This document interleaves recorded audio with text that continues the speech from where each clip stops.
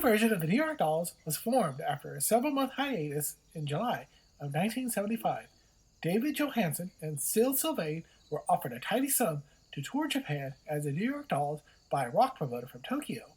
The duo weren't too keen on the idea, but the money that was being offered to play at 5 music festivals was too much to turn down.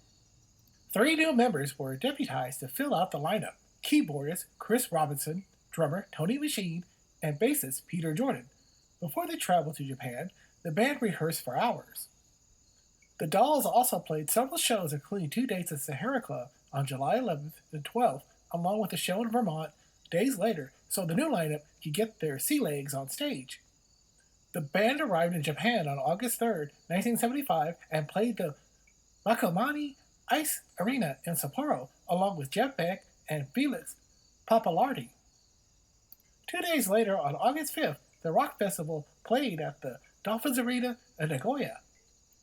On August 6th, the Rock Festival played at the Mariumara Park Amphitheater in Kyoto.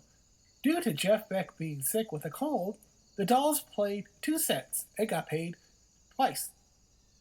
During their tour of Japan, they played some of the songs that were never recorded with the old lineup, like Teenage News, Daddy Rolling Stone, Funky but Chic, along with their standards such as Frankenstein, Puss in Boots, Looking for a Kiss, and Pills. The biggest show of the Rock Festival tour was played in Tokyo at the Korakuen Stadium in front of over 50,000 fans on August 7th.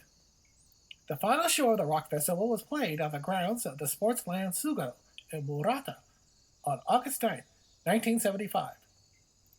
Before the band played their last show in Japan, the New York Dolls' contract with Mercury Records ended on August 8, 1975, leaving the band free to pursue another recording contract with a different label. The company would issue a press release on October 7, 1975. After the tour of Japan for the Eastland World Rock Festival, David Johansen stated that the new Dolls had big plans coming up, such as another tour of Japan along with Europe as well. After being jettisoned by Mercury Records, Johansen wanted the band to record some new singles and shop them around to several record labels to find any buyers. He also had plans to record a solo album with some of the songs the New York Dolls played, like Frenchette and Cool Metro, using a more pop rock sound. Unfortunately, their big world tour never took place, as the Dolls would continue to search for a new record label for the remainder of the year. The band's sound also changed along with the departure of Johnny Thunders and Jerry Nolan. Their raw and gritty contributions were replaced with a more conventional rock and roll sound. After the split of the New York Dolls during their disastrous tour of the South, Thunders and Nolan formed the Heartbreakers not too long afterwards with Richard Hell in May of that year. They also brought in an additional guitarist, Walter Lurie. Bassist Arthur Kane joined with teenage New York Doll temporary guitarist Blackie Lawless and formed their own band, Killer Kane, around the same time. In the month of October 1975, Malcolm McLaren, who tried to keep the Dolls together back in January and gave them a new calmy, chic look and arranged the tour of the South, which imploded the band, tried to get in contact with Syl Sylvain. Right after the Dolls broke up in Florida, Malcolm and Sylvain hung out for a while and drove from Florida to Louisiana to visit New Orleans. During their visit to the city, Malcolm talked about getting a band of his own together with Sylvain as leader of what he called the Sex Pistols.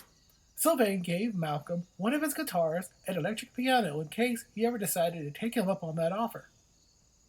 But the potential of a world tour, a new record contract, and a lot of future playing dates with the new New York Dolls was too much to pass up. He decided to stay with the band instead of traveling across the pond to start from scratch with a bunch of kids.